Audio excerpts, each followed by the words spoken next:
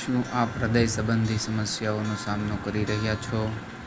જો હા, તો આપના માટે ખાસ કાળજી લેવાના સ્ટેપ્સ આ મુજબ છે. તેમના કારણો વિશે જોઈએ તો હાર્ટ એટેક એ રક્તવાહિનીઓમાં બ્લોકેજથી થાય છે, જે ઓક્સિજનને અભાવથી હૃદયની કોશિકાઓની મારી નાખે છે અને અચાનક હાર્ટ ફેલ્યોર થઈ જાય છે અને હૃદય પમ્પિંગ કરતું બંધ થઈ જાય છે. જેના યુવાનોની અંદર બેઠાડું જીવન, અનિયમિત ખોરાક, તણાવ, ધૂમ્રપાન, દારૂ કે ડ્રગ્સનું સેવન કરવાથી ઘણી વખત જોવા મળતું હોય છે. ત્યાર પછી જોઈએ તો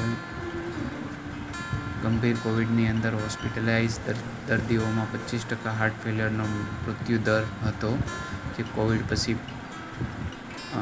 પછી જે હૃદયની ધમનીઓની અંદર પ્લાક બનવાને કારણે થાય છે, જે લાંબા ગાળે હાર્ટને ડેમેજ કરે છે.